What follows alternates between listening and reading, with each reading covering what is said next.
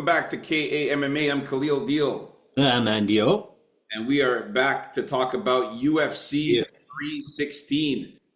This is a fight that's going to be taking place up in New Jersey, and the card looks really, really good. I'm actually really excited about this one. Mirab Dvalishvili rematch against Sean O'Malley is the main event of the card. But we're going to talk about our early predictions and breakdowns for the prelims.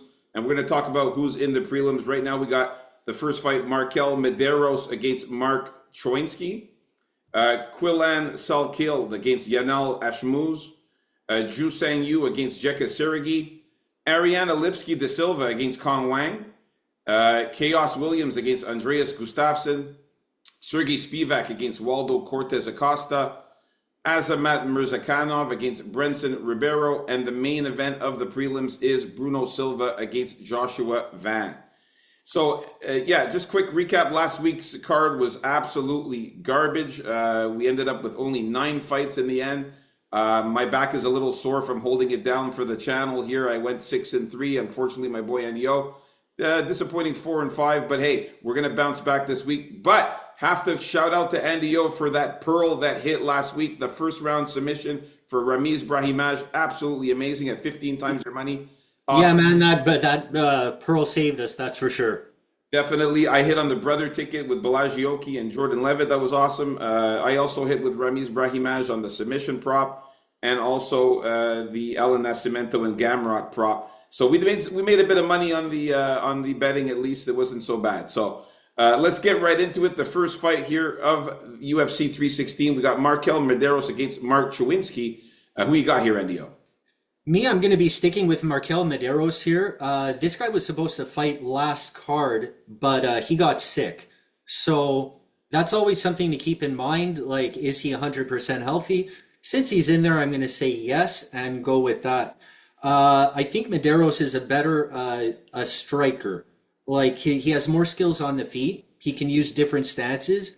And he's more unorthodox with his striking as well. And his kicks are pretty good too.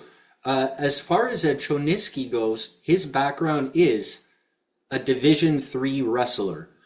So he's going to try and go for those takedowns, but I don't feel his takedowns are that great. His striking is half decent, and he has some creativity in there, which I like also. But I think for him to win, he's going to have to get him down and keep up that good top pressure. And he has good scrambling also. But it's going to be easier said than done. I think Medeiros is just that much better on the feet. And he's decent at stopping takedowns also. Like if he had this way, the whole fight would stay on the feet. But I think he has enough skills of his own to keep it there if it gets dicey. So give me Medeiros by knockout or decision. Yeah, man. I was originally thinking of picking Medeiros, but we don't know what's going on with that sickness there when he copped out of that fight. He's a very good combination striker. He uses tricky style and feints to land shots effectively and consistently. The guy styles on people, man. He's his constant stand switches, nonstop feints, razor sharp straight punches. He's got good snap kicks, crushing calf kicks to wear down his opponents. He's got good range management. Like he never smothers his own work. He keeps things at an ideal distance, even when he puts the pedal to the metal. Medeiros' misdirection and versatility can neutralize opponents. Last week he was supposed to fight Balagioki, but the flu forced him to withdraw. So I don't know how well is he now? Is he back to normal? Mark Chowinski though, this is no slouch here that's coming in here. This is a 3-time All-American NCAA wrestler before he became transitioned into the MMA. He's an Well, eight. I didn't know they had an all-American level for Division 3, but I guess they do. Yeah, the guy's a 3-time champ. He competed primarily under the Milwaukee-based promotion that ran by Anthony Pettis there, Anthony Pettis FC. He's had a stoppage in 6 of his 8 pro fights, and most recently 5 coming by submission. He landed a really nice rear naked choke against John Ramirez in his last fight, man. He's got relentless grappling, and he always looks for submissions. This is going to be a tough one to call here, man. I'm going to go with the Shark, Mark Trowinski, man, just because of the fact that he's got that grappling edge and that submission edge on him. We've seen Markel Medeiros get taken down, and that worries me a lot, man, because this guy, if Austin Hubbard was able to take down Medeiros several times, Mark Trowinski is going to be able to do it, man, and that's what scares me. So I'm going to go with Mark Trowinski to win by submission or decision in this one here. I just think he has a lot of those subs because the opposition he's faced was utter garbage. But we'll see. I think a lot depends on the health of Medeiros here. That's it. Too many intangibles for Markel Medeiros there. That's why I'm going to go with Trowinski here in this one, man. We'll see by Friday if I change my mind, but right now I'm going to go with Mark Trowinski to get the win. So our first disagreement here in this one. Let's get to the next fight. We got Quilan Salkilde against Yanel Ashmouz here for this one. This one here, I'm going with Quilan Salkilde here. Quilan Salkilde is an orthodox mixed martial artist who he excels in both striking and grappling. He's known for his ability to finish fights both standing and on the ground. He's got so many advantages over Yanel Ashmouz. Number one, he's 5 years younger than Yanel Ashmouz. Number two, he's going to have a huge 7-inch reach advantage over Yanel Ashmouz. Number three, he's going to have a 3-inch height advantage over Yanel Ashmouz. And if we watch one of those fights that he had against Gage Young, he took him down 9 times in the Dana White's Contender Series. So Quilan Salkilde is very good at takedowns. Also, I got some stats for you guys. The strikes land per minute is 5.68. His takedown average is 8.81. He's got a takedown defense of 100%. And he's got an average of 1 sub per fight. So the guy is really, really looking good here. All against Gage Young, by the way. an average of 1 sub per fight. And Yanel Ashmouz, again, this guy's really good as well. His fighting style is primarily also his ability to strike and grapple effectively. He's well-rounded. He's both good in striking and grappling. He's versatile. He's got a variety of techniques like punches, kicks, and knees. He's known for his ability to control the distance and land powerful shots. He's skilled in grappling, but he focuses on takedowns, ground control, and submission. So he's also a well-rounded fighter, but I just think Quilan, with that size advantage, the youth, everything that he's got is a little bit better than Yanel, and I'm going to go with Quilan to get the win here. And I got Quilan winning by, I'm going to say he wins by submission or decision because he's pretty good on the ground. So I'll go Quilan Salkilde by sub or decision here. Yeah, a lot of people, like just taking a look, think that the striking for Salkilde is his strength, but his grappling is good too. Like his kicks, I like his kicks, for instance. Like he can kick upstairs, mid, and low without much of a difference, so he can hit you anywhere with them, along with his elbows, which are pretty good. Now, in his fight against Gage Young, I was kind of unimpressed with him. I thought his timing was off, but he ended up winning that fight, of course. When it comes to fighting, and in this fight, that's why I think he's going to be better than that, because he already had his debut out of the way. With Ashmouz here, like he has good power. He has a great overhead right. I still remember that knockout he got off Sam Patterson. I have to bring it up again when Sam Patterson decided to fight the world for like half an hour after because he didn't know what was going on. His cardio is good. He does have his takedowns, so that part of his grappling is okay. But I think Salkilde is a better grappler than him, man, after that. I think he's going to be able to maybe find the sub down there, and I don't think Ashmouz is the one that's going to get Salkilde in trouble if he gets him down. So, yeah, I got to go with Salkilde as well. I'm going to go with sub or knockout, actually. I'm finish for Quilan Salkilde in this one. Yeah, I mean, he could get a finish too. The knockout is possible. He did knock out Anshul Jubilee in his last fight with that crazy right cross. So, yeah, knockout's possible. I'm going to stick with sub or decision, though, because Yanel's never been finished, but you never know. All right. It's always the first time. Ashmouz, it looks subbable, no? Yeah, you never know. On the ground, he's really good, Quilan. So, all right, so let's moving up to the third fight here. We got Ju Sang Yu against Jeka Seregi. Who you got here, NDO? Right, Ju Sang Yu coming in at 8-0, trying to keep the undefeated streak alive. I think Jeka Saragi in this fight, uh, I think they're both, well, for sure, Saragi is, he likes to keep it on the feet because he throws wild, he has power, his kicks are really hard too. And of course, the downside is his defense is bad, right? Also, he has a very poor takedown defense, and I think he's pretty susceptible towards subs. The thing is, Ju Sung Yu is a striker first, also. So I don't like I see this happening. I see Jeka Saragi actually hurting Ju Sung Yu a little bit too much for his liking, and that's where we're going to see Ju Sung Yu bring in the grappling because he's pretty snipey out there, like a sniper when he strikes and he tries to use good body shots. But Saragi's kind of like aggression and wildness may get him hurt before Ju Yu hurts him. But if that happens and Yu survives, I think I think once he starts pulling out the grappling, he's going to get the upper hand in his fight, and he has good ground and pound once that's there. So that's why I'm going to say Ju Sang Yu by knockout or decision.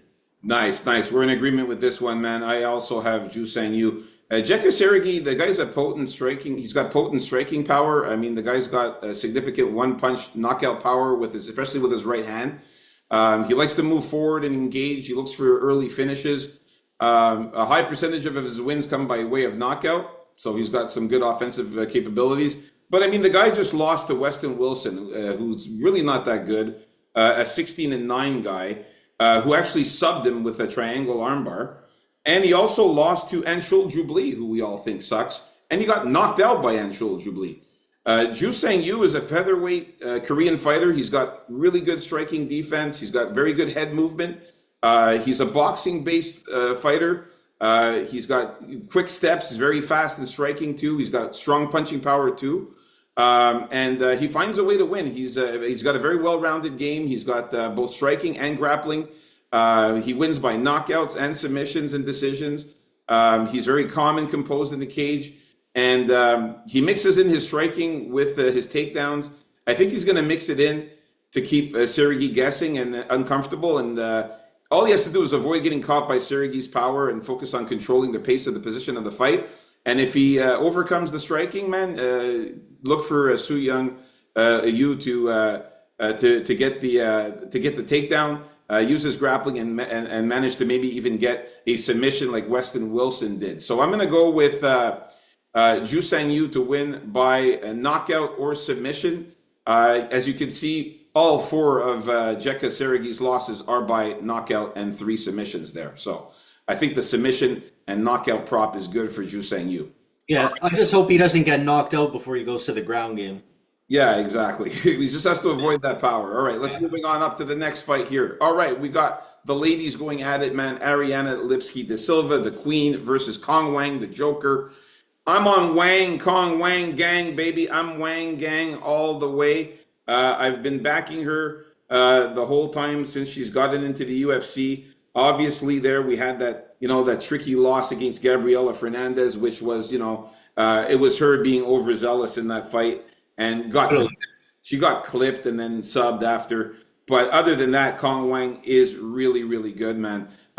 She knows how to fight. She's got very good striking. As you can see, she's got 2 knockouts, 2 subs, 3 decisions in her 7 wins. So she can also grapple and get submissions as well. Lipski hasn't been looking as good as of late. She's on a 2-fight losing skid. She lost to Jasmine Jasudavicius by submission and also Karen Silva. But those are 2 very good fighters, I got to say. She was able to beat the lower level fighters like J.J. Aldrich, Melissa Gatto, and Casey O'Neill. She was able to beat in her last 5 fights there. But Kong Wang, man, knocking out Victoria Leonardo and beating up Bruna Brazil. I got to say that she looked really good in that fight. I'm going to go with Kong Wang to get the win here. I say she wins by knockout or decision. Kong Wang's got that power to knock out Ariane, and Ariane's been knocked out 4 times out of her 10 losses and lost 5 decisions. So I like knockout or decision for Kong Wang. Yeah, Kong Wang, pretty well-rounded, good kickboxer. Ariane Lipski, I don't. I think she's gotten to that point. Like she's going to beat who she's going to beat. She's going to lose who she's going to lose to. And I think Kong Lang is of the caliber with her kickboxing, with her well-rounded game that's going to overwhelm Ariane Lipsky here. And I'm glad she got that overzealous knockout, got it out of the way, because sometimes you need that to get it straight. And I think she's there, and I think she's going to win this one by knockout or decision. All right, we're in agreement with this one. Nice. Let's get to the next fight now. We got Chaos Williams against Andreas Gustafsson. This was a fight where. My turn. Yeah, sorry about that, man. Go ahead. So yeah, we Andres Gustafsson here, who's dying to get back in there because 3 fights of his got canceled in a row, including last week where he went through a couple guys that both canceled. Gustafsson, he's grindy, he's gritty, he loves pressuring guys, and he's very durable, I find. Here, though, he has to grapple. I think his grappling's okay. He doesn't really get guys down on full-out double legs or grab onto a single leg in the middle of the ring. He kind of pushes them and he'll either beat them up along the fence or take him down from there. Chaos Williams, great power. No one can deny that. But I also think he has some great leg kicks also that can really hurt guys that he probably doesn't use enough, actually. Kalen Williams here, just so everyone knows, yeah, he has a background, I believe, in wrestling. He could wrestle, but don't expect any takedowns at the UFC level because he never tried one. He's never gonna. So that's out of the picture. So it's going to be up to his takedown defense to do the job if Gustafsson goes there. Chaos Williams, I think, is going to win this fight if he can manage to keep that range enough so he can set himself up for delivering the craziest power shots he can manage. The problem with that is Andreas Gustafsson pressures a lot, and he doesn't give you an opportunity to do that. Not saying that Chaos Williams still can't knock him out if he doesn't have the perfect shot, but it's going to be a lot harder. So I'm going to lean slightly with Andreas Gustafsson on here to avoid the biggest shots of Kalen Williams and wear him out with that pressure, end up getting him down, and doing more damage on the bottom there. Oh, and let's not forget, he has some decent power himself, Gustafsson. So I'm going to call knockout or decision for him. Yeah, I think this fight's going to be a banger. It could be a bloodbath, man. I can't wait. Andreas Gustafsson is the bigger guy at 185 pounds compared to 170 for Kalen Williams. I think he's going to be the bigger guy in there. But that means he's dropping down in weight, Gustafsson, right? Or is he? Because last time I think I'll check that out. This fight is going to be a fight that's going to be held at the welterweight division. Yeah, because Williams a welterweight. Yeah. So it is Gustafsson that's going to be dropping down in weight. All right. So I got to say this: Gustafsson is going to be a really good dog. I'll say that. He will make the dog list come betting time on Friday. We'll talk about that on the betting show. But I got to say this, though. Chaos Williams, man, is a beast. He's got power. He's got one punch power in his hands, man. 8 knockouts out of his 15 wins, 6 decisions. Gustafsson, yes, we know that the guy is a very good wrestler and grappler as well, and he does have some power as well. But I just think that Chaos Williams, man, could find the knockout here in this fight. I think it's going to be a banger of a fight, and Gustafsson's with his forward pressure might be his detriment, where he might come forward and walk into something powerful from Chaos Williams, man. Now Gustafsson is going to be making his UFC debut, and Chaos Williams, he's fought a lot of really good opponents in the UFC for the likes of Miguel Baeza, Randy Brown, Rolando Bedoya, Carlston Harris, Gabriel Bonfim in his last fight. I really think that Chaos Williams can get the win here.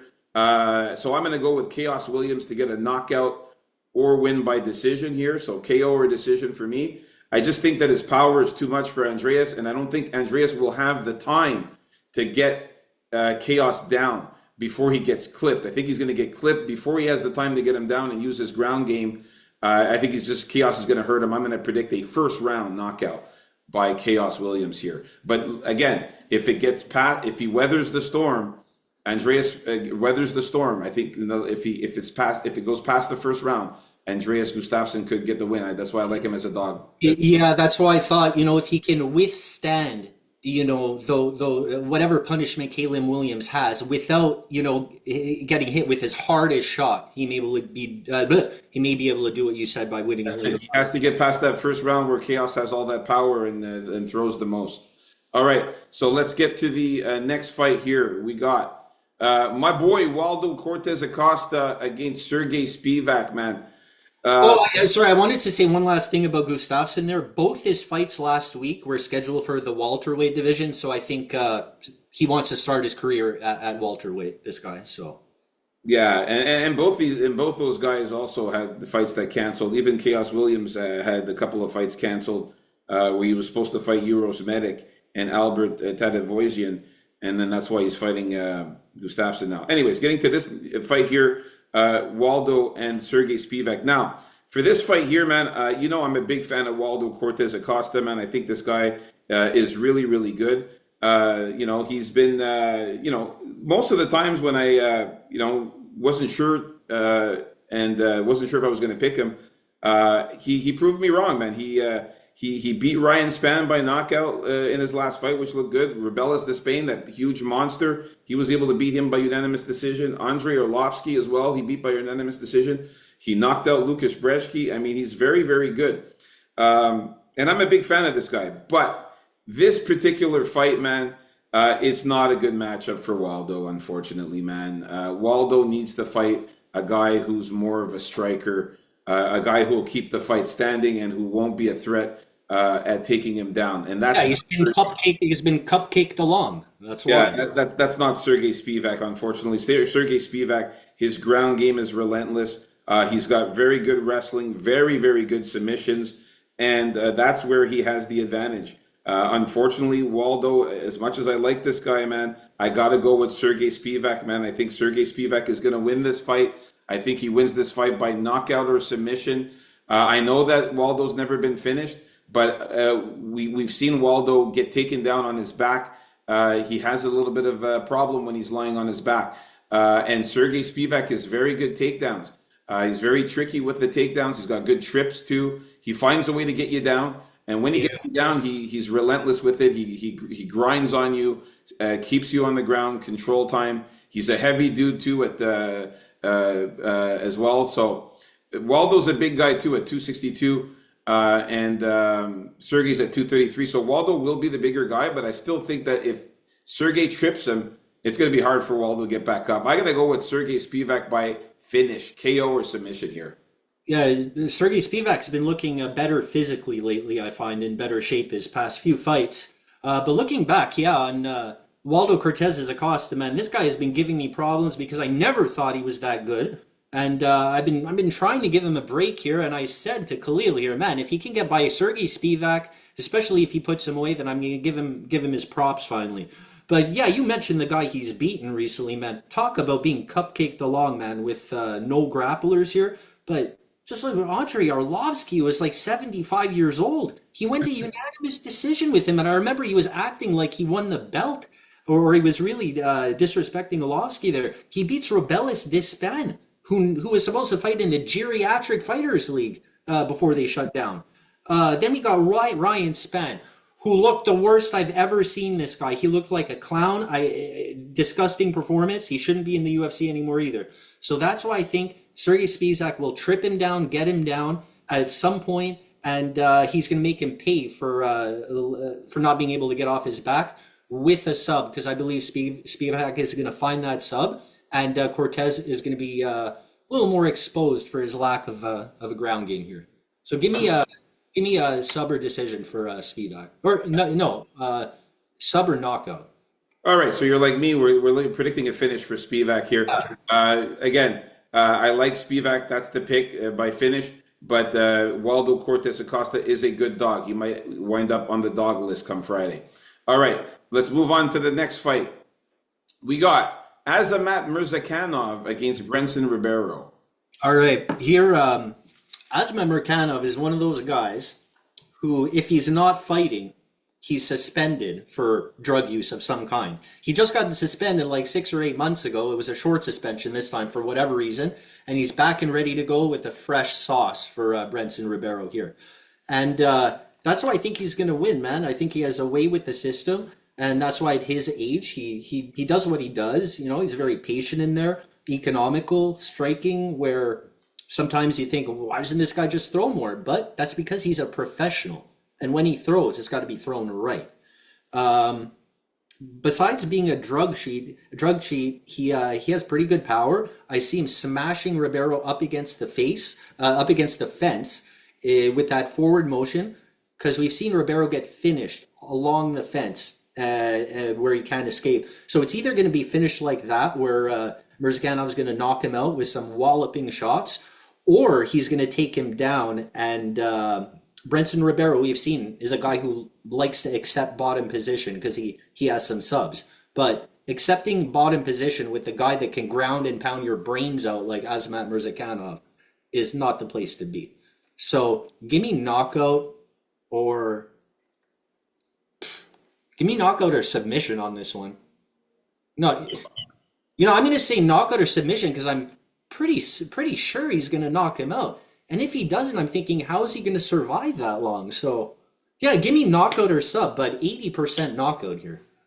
All right. So, yeah, man, we're in agreement. I like Azamat Murzakanov as well, man. Murzakanov, he's known for his aggressive fighting style, combining exceptional striking and grappling abilities, man. His background in wrestling provides him with a solid foundation in grappling. He dominates his opponents on the ground.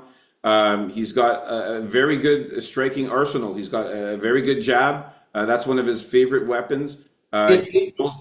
Sorry for just to interrupt for one quick second, man. Remember last week, so many fighters didn't establish their jab throughout the whole event, and the only guy that did like right away was Dustin Jacoby, and wobbled the guy on that jab, and then won the fight. Yeah, man, jabs are important. Okay. Exactly, man. So, he's got very good jabs. He's good at controlling distance and creating openings. He throws powerful kicks to the body, powerful leg kicks. He keeps his opponents guessing, and he strategically breaks them down as the fight goes on. He stays calm and collected under pressure. He doesn't get into brawls, which is something that Brenson Ribeiro likes to do. Instead, he's more patient and calculated. This enables him to take advantage of openings and exploit the weaknesses of his opponent. While his striking is his strength, he isn't afraid to take the fight to the ground if needed. He's got very good takedown defense, and he's got a very good grappling game, making him a really good threat, a significant threat on the ground. Brenson Ribeiro, like I said, he's a savage. He goes out there and tries to kill you. As you can see, out of his 17 wins, 9 knockouts, 7 submissions. I will say this, though, folks, as I have in the past for certain fighters, this is one of the ones where you want to go ahead and put that KO or submission prop in the betting on Friday. But the pick is going to be Azamat Murzakanov to win by knockout or decision. I don't think he subs Brenson. I think he knocks him out or wins the decision here in this one. Azamat's he's really, really good. But don't sleep on Brenson Ribeiro. I wouldn't be surprised if Brenson Ribeiro ends up winning this by finish here. So it's going to be a banger of a fight. All right, so we're in agreement with Azamat Murzakanov in this one. Let's get to the main event of the prelims. Guys, if you haven't already, please hit that like button and subscribe, please. We just need 2 more to get to 75 subs. Joshua Van against Bruno Silva here. This one here, man, I got to go with Joshua Van. I've been a fan of this guy. He's really, really good. His body punches, his durability, his gas tank is good. He's got heart and grit. He goes out there and fights really, really well. Very good boxing, very good jabs. I think that the fact that he's going to be a little bit taller than Bruno Silva, he's going to be an inch taller. I know it's not that much, but he's also going to have an inch reach advantage here. I think that he's going to be able to stop Bruno Silva, that takedown threat of Bruno Silva, because Bruno Silva does have some submissions and he has a bit of grappling. But Joshua Van's takedown defense is great. He has a really good sprawl when you try to take him down by shooting at the legs. He sprawls very quickly. He's very fast. He's always moving, so it's hard to get him down. I like Joshua Van to win here. I think he wins by knockout or decision in this one here. I'm going to be going with. But let's just. My pick is going to be Bruno Silva as the dog pick. I love Joshua Van. Ah, It's not over for him when it comes to the betting. But for the pick itself on this one, I'm going to pick Bruno Silva because okay. I think I he's. thought you were a fan of Joshua Van. I am a fan of Joshua Van, but this is about making money, you know. So Oh, and okay. I still will, just in case. We're Okay. going to speak about it more during the week, but he's very exciting, Silva. He won like 4 performance bonuses in the UFC in his fights so far, and he's just the way he strikes. He's wild out there. And in his last fight against Manal Cap, I know Manal Cap beat him, but he came within like a millimeter of putting Manal Cap's lights out with varied shots, super aggressive. And he's not afraid to go for it. And I think he has a good chance of winning this fight in the first half of the fight, probably by knockout, by just overwhelming Van, because Van seems to go ahead and forward and do what he does with a bit more of a plan and a bit more of a purpose, where the Bulldog here is a bit more wild. So that's how I think Bruno Silva can win this fight and will win this fight. But Joshua Van, he gets better as the fight goes along. What more to say about him that what you've already said, except that I like his body shots, man, impressed me from day one. He knows when to turn those on at the right time. And if he survives the initial part of the fight against Bruno Silva, I think he'll probably win this in the third round because he gets better as the fight goes on. And in fact, his last fight, I believe I had a sprinkle on Joshua Van to win that fight in the third round. And he was just lacking a little bit of that finishing ability. Khalil, do you know who it was who he was fighting back? If you got it before me, he Uh, was fighting. Joshua Van, you mean? Yeah, it was against Ray Rates or Saruya or Cody Durden? even Cody Durden. Like I think both these fights, he had an opportunity to really put these guys away with a couple more body shots or something, but he just didn't do that. Came away with the decision. That's fine. He's young. He's improving. But again, he's young, and he should lose a couple more here. And he's gonna have to lose this one to Bruno Silva by knockout. All right. Well, I'll say this: Bruno Silva, at the odds that they have there, that this is going to be another dog that I will definitely be thinking of in the betting. So there you have it, folks. Our early predictions and breakdowns for the prelims. Like and subscribe, and stay tuned for our main card coming up next.